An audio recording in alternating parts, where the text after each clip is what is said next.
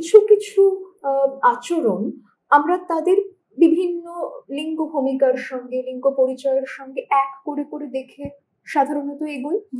সেখানে অনেক সময় হতে পারে যে ওই রকম চেঁচামেচি রাগারাগি হাউ মাউ খাও এইটা আমরা বাড়ির পুরুষ মানুষদের মধ্যে অনেক বেশি দেখেছি, কিন্তু মায়েদের ক্ষেত্রে দেখেছি যে তিনি হয়তো দুপুরবেলা খেলেন না, কিংবা তিনি হয়তো বাড়ির কারোর একটার সাথে এটা নিয়ে একটা খিটখিট করছেন, তিনি হয়তো যত সব ভালো লাগে না, মানে একটা গজগজে রাগ।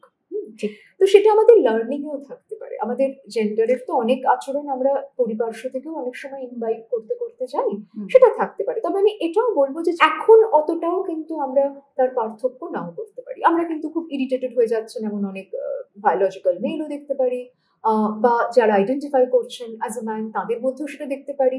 আবার সেটা কিন্তু আমরা অন্য লিঙ্গ পরিচয়ের মধ্যেও দেখতে পারি, রাগের ক্ষেত্রেও তাই। আমরা খুব যে একেবারে আঁটোসাঁটো ঘরে এখন তাদের দেখবো তা নাও হতে পারে, কিন্তু সংযোগের একটা কারণের মধ্যে এই দিকটা আমার তোমার প্রশ্ন শুনে মনে হয়।